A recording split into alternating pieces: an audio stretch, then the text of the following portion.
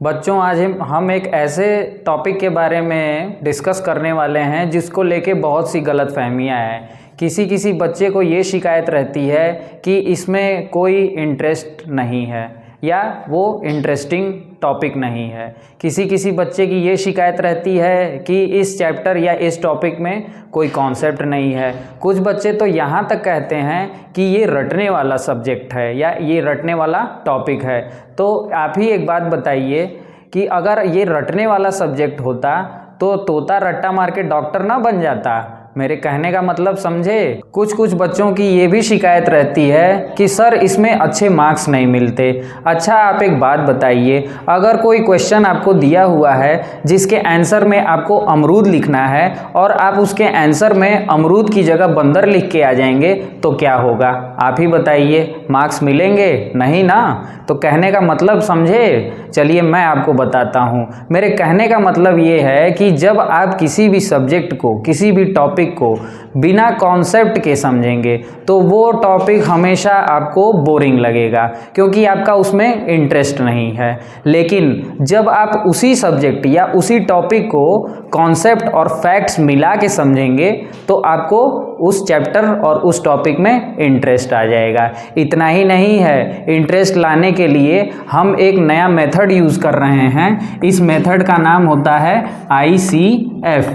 अब ये ICF क्या है, कैसे काम करता है, हम इसको कैसे अप्लाई करेंगे इस चैप्टर में, ये सारी चीज़ें तो आपको वीडियो देखने के बाद ही पता चलेंगी। आप में से बहुत से बच्चों ने मुझसे रिक्वेस्ट की थी कि सर सेल चैप्टर का वीडियो बनाइए, सेल चैप्टर हमारी समझ में नहीं आ रहा है या कुछ न कुछ चैप्टर के अंदर कन्फ्यूज़न बनी हुई है, वो टर्म्स जो हैं नहीं समझ में आ रहे हैं।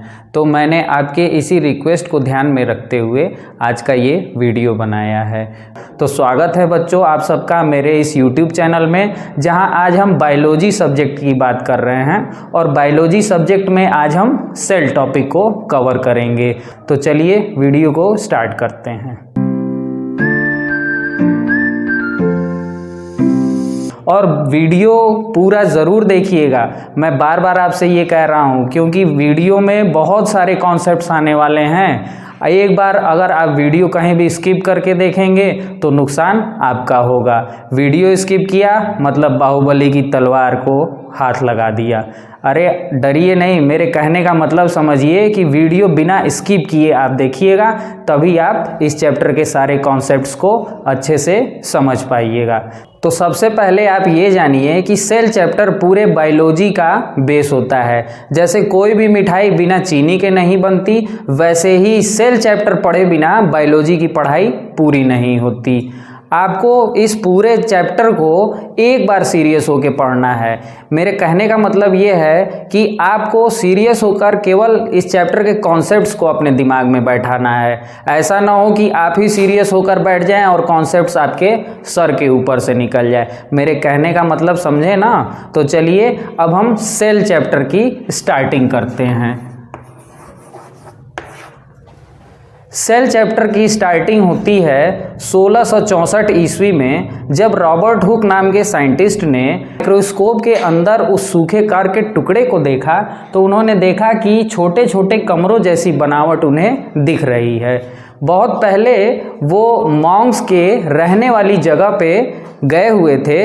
वहाँ पे वो मॉन्क्स जिन कमरों में रहते थे उन्हें याद आया कि ये तो उन्हीं कमरों जैसी बनावट जैसे दिखते हैं। अच्छा, उन मॉन्क्स के रहने वाली जगह को सेल्यूला कहा जाता था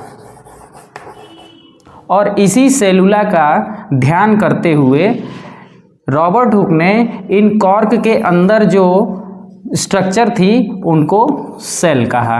तो अब तो आप समझ गए ना कि सेल वर्ड कहाँ से आया है। चलिए अब आगे बढ़ते हैं। सेल जो होता है वो किसी भी लिविंग ऑर्गेनिज्म का स्ट्रक्चरल और फंक्शनल यूनिट होता है। इसका मतलब ये है कि सेल वो चीज़ होती है जिसके अंदर किसी भी लिविंग ऑर्गेनिजम्स की सारी क्रियाएं होती हैं, जैसे digestion, respiration, energy production locomotion, development, ये सारे काम सेल ही परफॉर्म करती है। इसीलिए सेल को स्ट्रक्चरल और फंक्शनल यूनिट कहा जाता है। सभी लिविंग ऑर्गेनिजम्स की बनावट सेल से ही होती है, या हम ये कह सकते हैं कि सभी लिविंग ऑर्गेनिजम्स जो हैं वो सेल के ही बने होते हैं। अब कॉन्सेप्ट ये है कि ऐसे लिविंग बींग्स जिनका शरीर सिर्फ एक सेल का बना होता है, मैं फिर से रिपीट कर दे रहा हूँ, ऐसे जीव जिनका शरीर एक सेल का बना होता है उन्हें हम यूनिसेलुलर ऑर्गेनिजम्स कहते हैं। यूनि का मतलब एक और सेलुलर का मतलब सेल वाले। तो आप इसका अर्थ भी अच्छे से समझ जाइए कि यूनिसेलुलर का मतलब एक कोशिकीय जीव, जैसे अमीबा, पैरामीशियम, बैक्टीरिया, ये सारे हमारे जो हैं एक सेल के बने हुए हैं, इसलिए ये यूनिसेलुलर जीव कहलाते हैं। हमारी अगली वैरायटी है ऐसे जीवों की जिनका शरीर एक से ज़्यादा सेल का बना होता है। तो ऐसे जीव जिनका शरीर एक से ज़्यादा सेल का बना होता है उन्हें हम मल्टी सेलुलर ऑर्गेनिजम्स कहते हैं।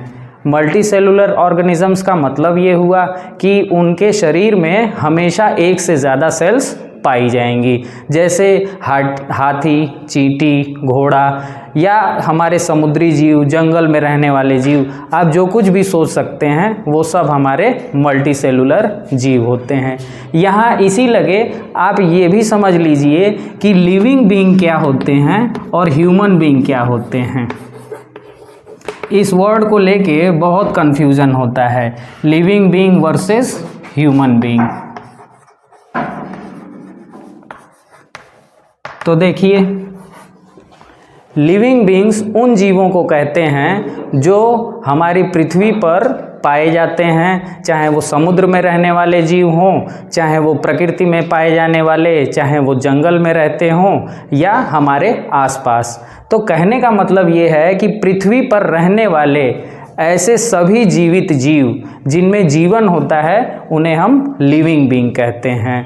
और इसकी एक छोटी कैटेगरी है ह्यूमन बीइंग। ह्यूमन बीइंग का मतलब है इंसान। तो हम ये आसानी से समझ सकते हैं कि ह्यूमन बीइंग लिविंग बीइंग का एक छोटा ग्रुप होता है। अब तो आपको कोई डाउट नहीं ना होगा लिविंग बीइंग और ह्यूमन बीइंग में, मुझे कमेंट बॉक्स में ज़रूर बताइएगा। इस पृथ्वी पर रहने वाला कोई भी जीव, चाहे वो समुद्र में रहता हो या जंगल में रहता हो या घरों में रहता हो, सभी जीवों का शरीर जो है वो एक ही तरीके की सेल से बना होता है।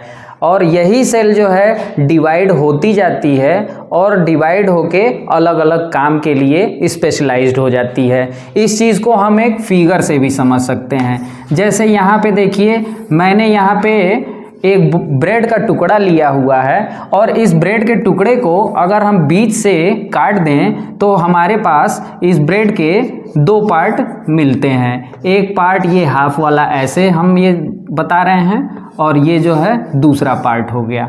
अब देखिए, जब इस पहले टुकड़े का अगर हम हाफ करते हैं तो फिर जो है ये दो हिस्सों में बंट जाता है।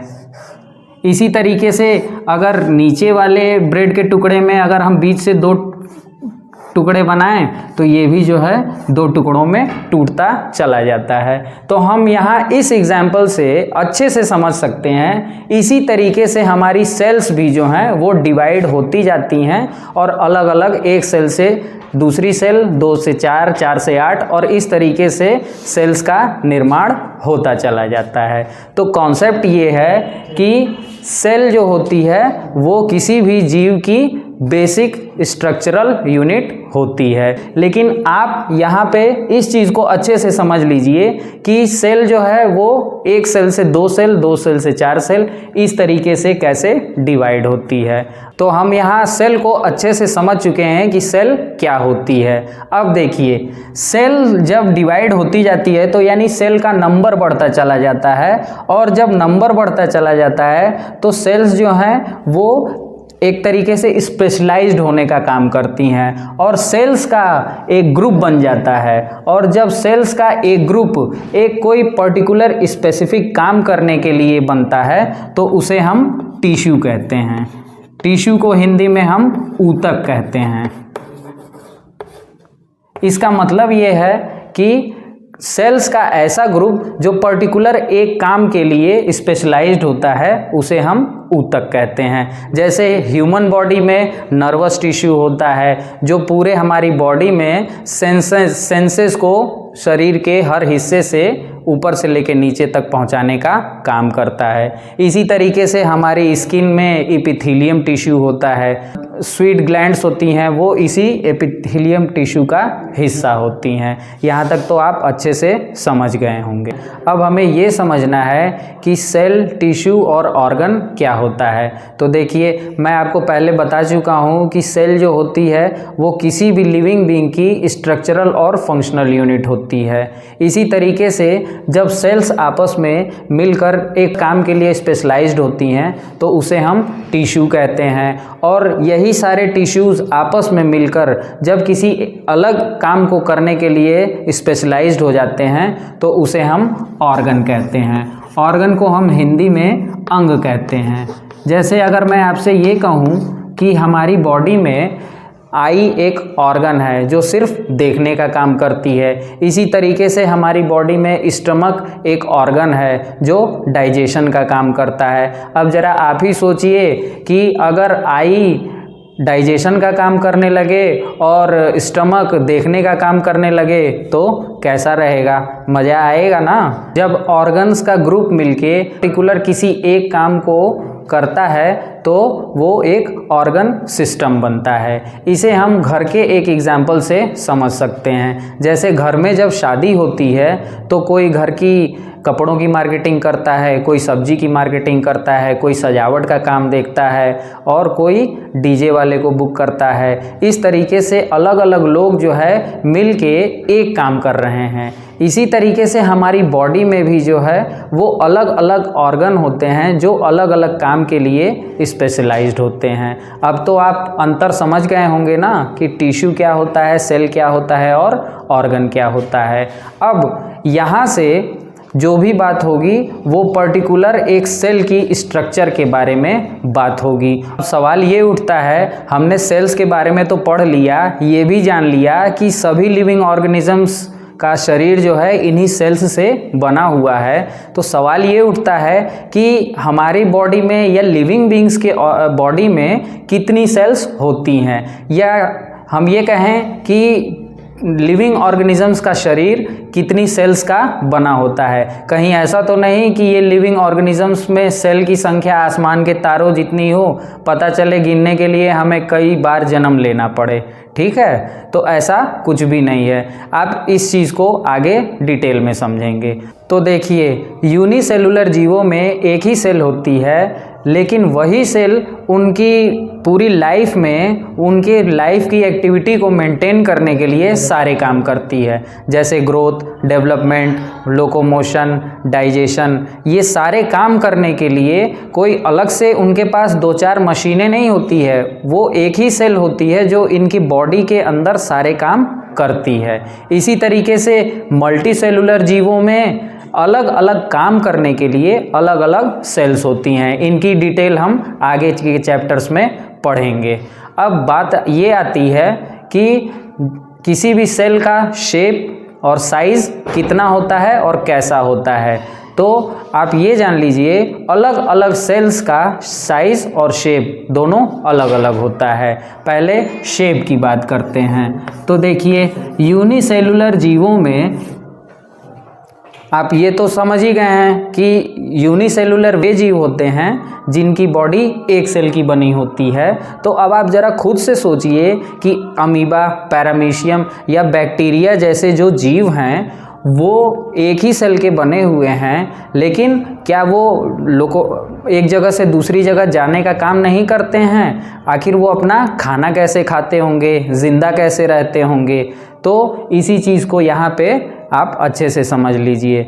जैसे अमीबा जैसे जीव में क्या होता है कि उसका शेप जो है इर्रेगुलर होता है। इर्रेगुलर शेप होने का ये फ़ायदा है कि वो अपने भोजन के लिए एक जगह से दूसरी जगह जो है आसानी से कहीं भी मूव कर सकती है। इसी तरीके से डाइजेशन के लिए उनके अंदर वैक्यूल्स नाम की स्ट्रक्चर बनी होती है जो भोजन को अपने अंदर इंगल्फ करती है और उससे उसको एनर्जी मिलती है। इसी तरह हमारे ब्लड में WBC नाम की सेल्स पाई जाती हैं। WBC इसका फुल फॉर्म होता है वाइट ब्लड कार्ब सेल्स। तो ये जो हैं WBC नाम की सेल्स पाई जाती हैं जो किसी भी तरीके के इन्फेक्शन के हमारे ब्लड में आने पे उन ब्लड को इंगल्फ कर लेती हैं और हमें इन्फेक्शन से बचाती हैं। बताइए, आपको ये बात पता थी? नहीं ना? अब जान लीजिए। देखिए, ये एक बहुत इंटरेस्टिंग बात थी। चलिए अब आगे बढ़ते हैं कि सेल का साइज़ कितना बड़ा होता है। तो देखिए, सेल का साइज़ जो है वो बहुत वैरी करता है। वैरी करने का मतलब ये है कि इसकी बहुत बड़ी रेंज होती है। कुछ सेल्स हमारी ऐसी होती हैं जिनका मेज़रमेंट हम सेंटीमीटर में कर लेते हैं और कुछ सेल्स ऐसी होती हैं जिनका मेज़रमेंट हम मिलीमीटर से लगाए और भी छोटी छोटी यूनिट्स में करते हैं। अब वो नापने की कौन कौन सी यूनिट्स होती हैं वो सब आप हायर क्लासेस में स्टडी करेंगे। यहाँ मैं आपको एक फैक्ट बता देता हूँ, हमारे जितने भी लिविंग ऑर्गेनिजम्स होते हैं उसमें सबसे छोटी सेल जो है वो बैक्टीरियल सेल होती है। कौन सी होती है? Bacterial cell. और इस बैक्टीरियल सेल का नाम है PPLO। इस बैक्टीरियल सेल का नाम है PPLO, जिसे कहीं कहीं माइकोप्लाज्मा भी कहा जाता है। और इस बैक्टीरियल सेल के बारे में सबसे पहले 1676 में एंटोनी वॉन ल्यूवेनहुक नामक साइंटिस्ट ने डिटेल में स्टडी की थी और बताया था कि हमारे चारों तरफ ऐसे भी कुछ जीव पाए जाते हैं जो हमारी आँखों से नहीं दिखते हैं और उन्हीं जीव को उन्होंने बैक्टीरिया कहा। हम ये जान चुके हैं कि सबसे छोटी सेल जो है वो बैक्टीरियल सेल होती है जिसका नाम होता है PPLO और इसका दूसरा नाम होता है माइकोप्लाज्मा। मुझे आप कमेंट बॉक्स में बताइएगा कि इस PPLO का फुल फॉर्म क्या होता है। ये तो बात हुई सबसे छोटे सेल की, और जो सबसे बड़ी सेल होती है वो होती है ऑस्ट्रिच एग। ऑस्ट्रिच एग जिसकी लेंथ 175 सेंटीमीटर होती है। तो आपको ये दो फैक्ट तो पता चल गए ना कि सबसे छोटी सेल क्या होती है, उसकी लंबाई क्या होती है और सबसे बड़ी सेल क्या होती है। शेप के बाद साइज़ की बारी आती है। तो किसी जीव का साइज़ कितना बड़ा होगा ये इस बात पे डिपेंड करता है कि उस जीव के शरीर में नंबर ऑफ सेल्स कितनी हैं। कहने का मतलब ये है कि जिस जीव के शरीर में जितनी ज़्यादा सेल्स पाई जाएंगी वो जीव उतना ही बड़ा होगा और जितनी नंबर ऑफ सेल्स कम पाई जाएंगी वो जीव उतना छोटा होगा। जैसे अगर हम चींटी और चूहे के साइज़ को कंपेयर करें तो चींटी जो है, चींटी का साइज़ छोटा होता है, तो हम ये कह सकते हैं कि छोटे होने की वजह से उसमें नंबर ऑफ सेल्स कम होती हैं। और वहीं अगर चूहे की बात करें तो चूहे में जो है वो साइज़ उसका बड़ा होता है, इसका मतलब ये है कि नंबर ऑफ सेल्स ज़्यादा होंगी। इसी तरह अगर चूहे और घोड़े के साइज़ की हम तुलना करें तो हम ये अच्छे से समझ सकते हैं कि घोड़े का साइज़ बड़ा होता है, इसका मतलब उसमें अब नंबर ऑफ सेल्स ज़्यादा होंगी, और चूहे का साइज़ छोटा होता है तो उसमें नंबर ऑफ सेल्स कम होंगी। तो यहाँ तक तो आप बहुत अच्छे से समझ चुके होंगे कि सेल का साइज़, सेल का शेप, सेल की स्ट्रक्चर क्या होती है, कैसे होती है। इतनी सारी इंटरेस्टिंग बातें आपने जानी हैं। क्या आपको नहीं लगता है कि इसमें इंटरेस्ट है? आप मुझे कमेंट बॉक्स में बताइएगा। और इतना जानने के बाद आपको वीडियो तो पसंद आ रहा होगा ना, तो इसी बात पे वीडियो को एक लाइक कर दीजिए और चैनल को सब्सक्राइब कर दीजिए ताकि नए नए वीडियोज़ मैं और बनाता जाऊं और आप लोगों को अच्छे से टॉपिक समझ में आए। अब यहाँ से जो भी बात होगी वो पर्टिकुलर एक सेल की स्ट्रक्चर के बारे में बात होगी, और सेल की स्ट्रक्चर कैसी होती है उसको पार्ट 2 में मैंने डिस्कस किया है। इसके लिए आपको पार्ट 2 देखना पड़ेगा और मुझे आप कमेंट बॉक्स में बताइएगा कि आपको ये पार्ट कैसा लगा। साथ ही अगर कोई क्वेश्चन जुड़ा हुआ हो इस टॉपिक से आपका तो मुझसे कमेंट बॉक्स में ज़रूर पूछिएगा। चलिए फिर इस वीडियो को यहीं ख़त्म करते हैं।